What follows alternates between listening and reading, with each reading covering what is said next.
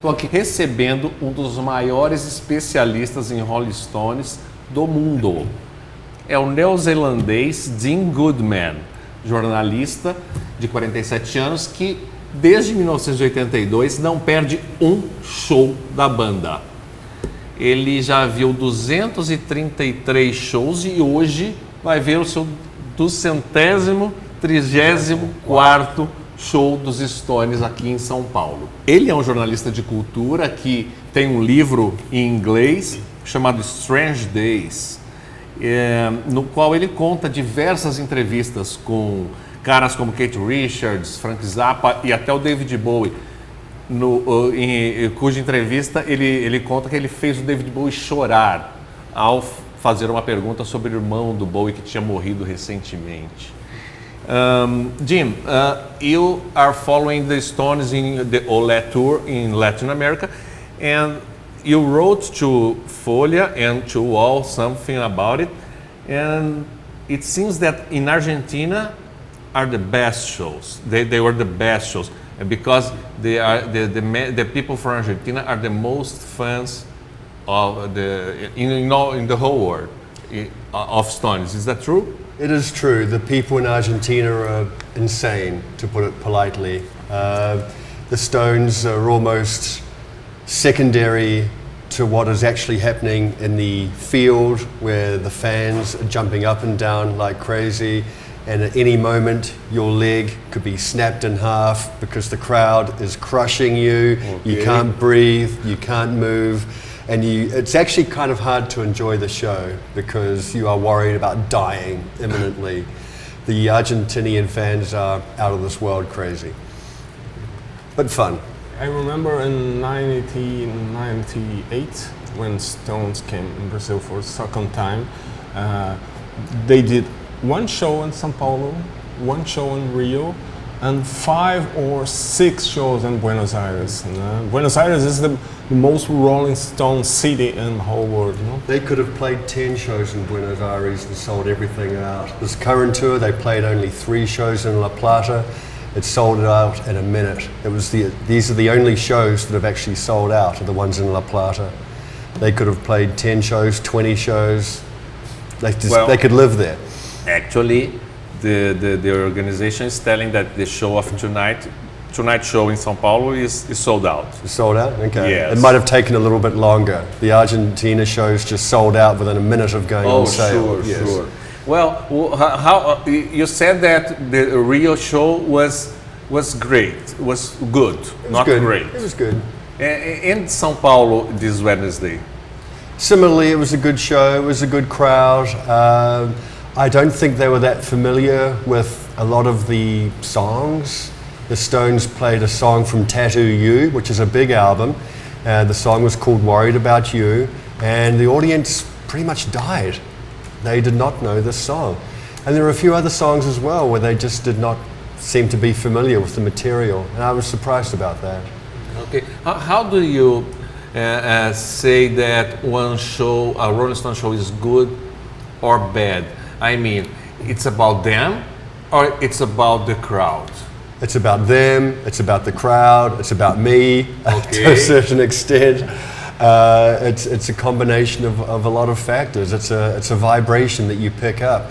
But I think after 200 shows, I've got a pretty good sense of what works and what doesn't work. And I can tell, I can just walk into a show and understand what's happening. I've got a sort of a sixth sense that tells me whether this will be a good show or a bad show. And I'm usually right. I saw 9 Rolling Stone shows, yes. And I think I got a different perception of the show compared to a person who see your first show. Your first show, it's unforgettable. Right. No? But you, with more than 200 shows, I think it's a complete different perception of the show. No? Yeah, because I'm not seeing them for the first time, so I don't have that magic moment of seeing these legends on stage for the first time. And when I saw the Stones for the first time in September 1989, it was the most important day of my life since the day I was born. Yes. Yes, everything in wasn't when you met your woman, your wife, Fernanda Isabella. That was the second most in Copacabana. That was the second most important show. Just a moment, let me tell this. O Jim conheceu a mulher dele no show de Copacabana de 2006, que faz 10 anos, exatamente. E a Fernanda Isabella é jornalista colaboradora da Folha. E foi lá que eles se conheceram e se casaram e moram em Los Angeles desde então. So that was the second most important day of your life, the Copacabana. Yes. And you are talking about the first one, your first show. The first show. Because this was 1989 and I was 20 years old. I had spent all of my teenage years in New Zealand freaking out that I would die without seeing the Rolling Stones, because they had more or less broken up during the 80s. And this was a really scary situation, that I would die without seeing the Rolling Stones. And so finally they reunited in 1989 for the Steel Wheels tour, and I got a plane from New Zealand and flew up to Wisconsin, and never been there before, and drove into the countryside for 100 miles, and I saw the Stones in the ski resort, and they came on stage and my head exploded. I was crying. It was a very emotional moment for me, where I thought, yes, everything in my life has led up to this moment. Wow. Rolling Stones. Wow. Yes. Even talking about it now, I'm going to get emotional and start crying. And tell me, do you think the state of the relationship between Mick Jagger and Keith Richards affect the Stone as a show of the Stones? And how? Yes, of course. Because at the end of the day, they're a band, but they're also workmates. They work together just like anyone else around the world lives together, works together in an office. The Stones' office is on stage, and you have to have everyone being nice to each other, otherwise it's an uncomfortable working situation.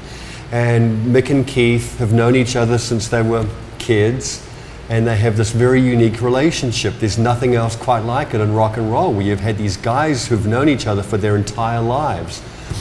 And in the past couple of years, Mick and Keith have been in fantastic terms as best friends, and you can tell. They seem very happy. Yes, you can tell by looking at them on stage. When we saw Brown Sugar in São Paulo, they were laughing and big smiles, shoving each other and having a really good time. Now, a few years before that, you could see that they were not friendly. They were on stage ignoring each other, and it was uncomfortable to watch. This was. But then things changed after Mick's girlfriend committed suicide. I think that brought Mick and Keith closer together. And ever since then, they've been inseparable. It was like 1 year ago or 2 years ago? 2 years ago. Yeah. Okay. Yeah. You said that you were a little surprised in Rio show, I don't know, in São Paulo, that you were feeling like you were in a smartphone convention. Everybody taking selfies. Word more about that with the show. I mean, this is different in other countries that you've been visiting. It's a 21st century phenomenon that I think is sweeping the globe, and I think no country is immune from this horrible disease of the smartphone selfie. You don't have pandemic. a smartphone? I don't have a phone. You don't have a cell phone? No, I refuse to have a phone. Okay. When I'm going to the concert, I am there to enjoy the concert. Okay. I don't need to take a selfie or take photos to prove that I was there. I am in the moment. I'm enjoying the concert. But what I ask is, Brazil is different?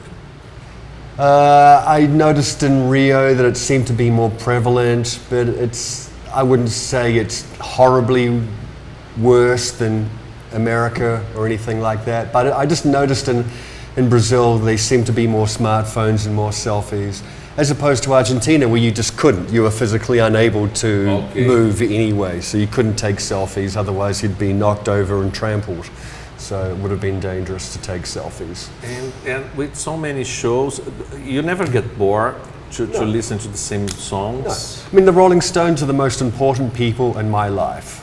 There's the Rolling Stones, there's my wife, there's There's my family, and there's my friends down the bottom. I don't have any friends. No, but the Rolling Stones. Yeah, here down, down, the friends. You don't have but a the cat? Stones, A cat? no cat, not like you. No, I don't have a cat. No, the Stones are at the top, and then my wife, and then the family, then the friends. No, that's it. The Stones are it. And I'm not the only person like that. You're a crazy man. I know there are people with kids who put the Stones above the kids. So I'm normal compared to that guy. We're normal. Yeah. But no, every time I see the Stones, it's like a new time. It's like a fresh time. And the day will come where we will not be able to see the Stones anymore. And I won't be sad, I'll just be so grateful that I've had this opportunity to travel around the world and see the Stones. So how many countries? About 32, 33, something like that. Yeah. So I'm just really grateful. The Stones have given me much more than I can ever give back to them, apart from my financial well-being, because these tickets are very expensive. I want to make a last question, then you make your last question. And it's about the money. You're not you're not a rich man. I used to be rich, but then the Stones went on tour and I lost all my money. Yeah? You really used to be rich from family? I should be. But no, it's embarrassing. I mean, I'm embarrassed that the Rolling Stones are charging so much money in South America, particularly in countries like Brazil and Argentina, which are going through tough times. And I'm embarrassed. It shouldn't be like this, and they shouldn't be charging this amount of money.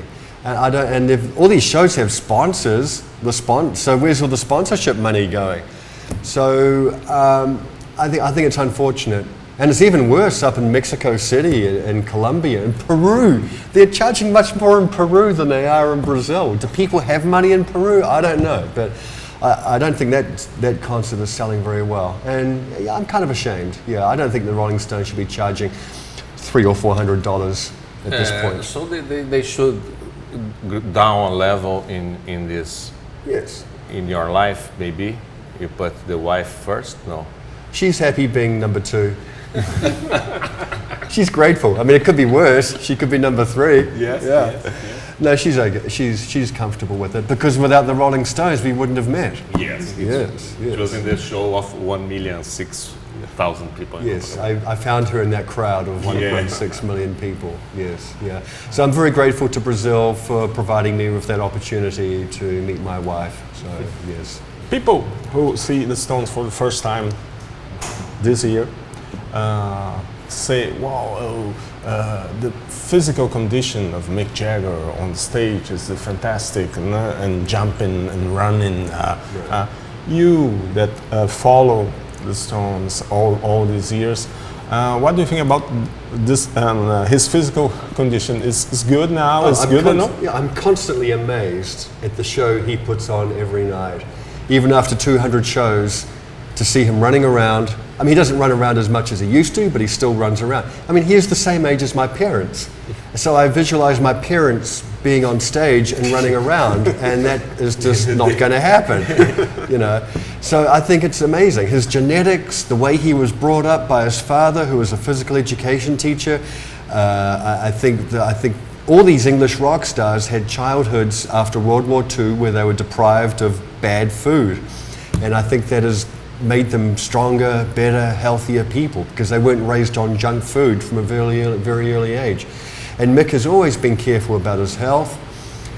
And conversely, Keith Richards has not been careful about his health, but he's still up there as well every night doing the same thing. These guitars are heavy things, and you know, these guys are holding these guitars and playing it. So I think mentally they are strong, and physically these guys are strong. And quite frankly, it's exhausting to watch them play for 2 hours, 2.5 hours. Some people say, well, you know, Stones should play for 3 hours or 4 hours like Bruce Springsteen does. Who cares about Bruce Springsteen? We are here to see the Stones. They are the biggest rock band on the planet. There will never ever be another Rolling Stones. This is it. After the Stones are gone, that's it. Rock and roll will be dead.